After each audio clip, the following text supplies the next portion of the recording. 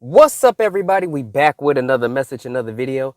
Thank you to all my new subscribers and future new subscribers. You know we do nothing here without God because everything is spiritually led by God over here. We cover the world from a spiritual and physical aspect to get the raw, real, and uncut answers. So anything you hear, anything you see in these end times, may you test the spirits, aka take the words and visuals back to prayer with God, as there are many Decepticons running around these end times sent from the enemy. Had that strong, close, and personal relationship with God. Good, great, awesome. And if you are interested in that one-on-one Discord conversation, that is pinned in the description and comment section down below. Good, great, awesome. Okay. So, quick little background here. You know, we do the background, the prior word in the situation. So, the Lord had warned of a returning racial delusion, a racial delusion or a returning racial issue, okay? And it's going on right now with the affirmative action case. But, when it all comes down to it, this is bigger than what the physical world eye is seeing. Because for so long, race has really been an issue. And what that does for the enemy is allow division and separation. So with these colleges and whatnot, if he's able to upset people and minorities by, taking away certain things, or the other way around, it's going to tick people off either way.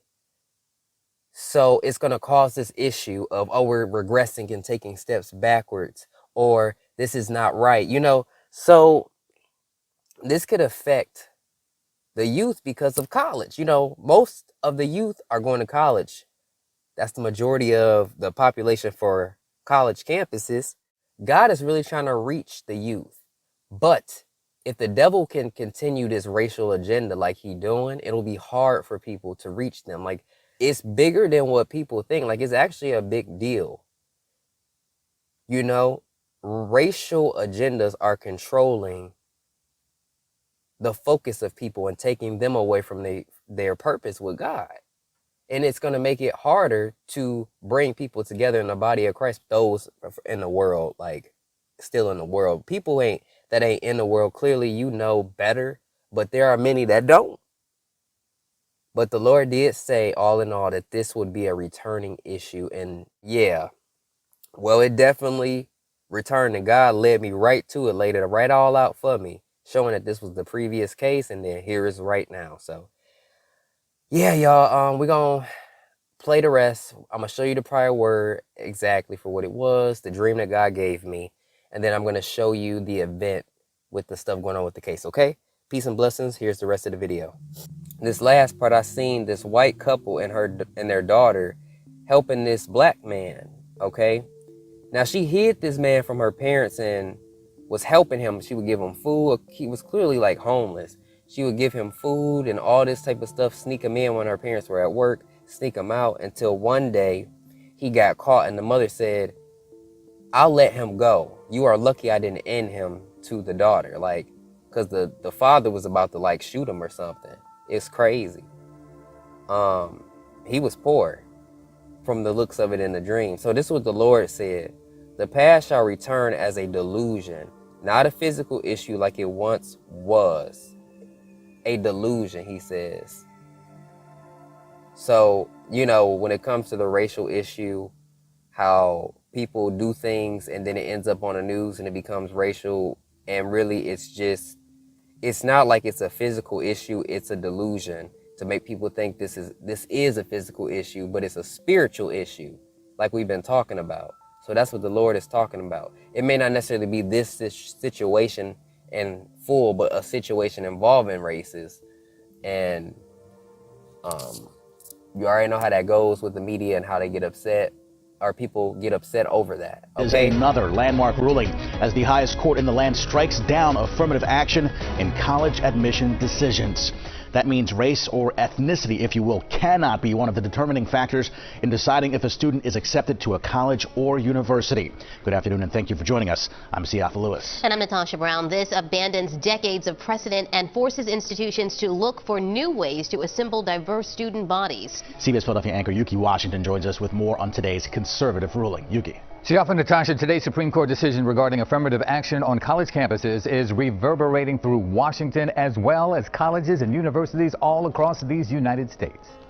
Demonstrators gathered outside the Supreme Court Thursday after the justices ruled race-conscious admissions programs at Harvard and the University of North Carolina violate the Equal Protection Clause of the 14th Amendment. I know today's court decision is a severe disappointment to so many people, including me.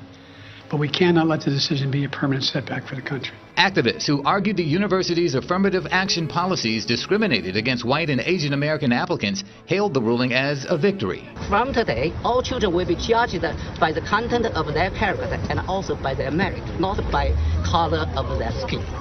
In her dissent, Justice Sonia Sotomayor wrote the decision rolls back decades of precedent and momentous progress. Writing for the Court Chief Justice John Roberts said universities can still consider an applicant's discussion of how race affected his or her life, be it through discrimination, inspiration, or otherwise. In other news this midday, a high-stakes decision from the nation's highest court this week could reshape the admissions process for colleges and universities nationwide. The ruling will decide if schools can consider race as a factor during the admissions process. Affirmative action was banned at public universities in Florida more than 20 years ago, but the implications have had a long-lasting effect on minority enrollment. At a number of our state universities, black student enrollment has declined steadily over the past decades. We really have to keep eyes on the prize. This is about increasing earning potential in communities of disadvantage through education. And so any policy that negates that is very worrisome. The United States Supreme Court today again tackled one of the nation's touchiest issues in the workplace. The High Court said yes to affirmative action programs that foster the hiring and promotion of minorities. This was a sharp rebuff to President Reagan's views. Law correspondent Fred Graham has more on the ruling and its impact. The Reagan administration's goal of outlawing affirmative action racial quotas collapsed today in the Supreme Court as the justices ruled that quotas can be used to give minorities preferences over whites in hiring, union membership, and promotions. The Supreme Court today repudiated the Department of Justice's attempts to gut affirmative action.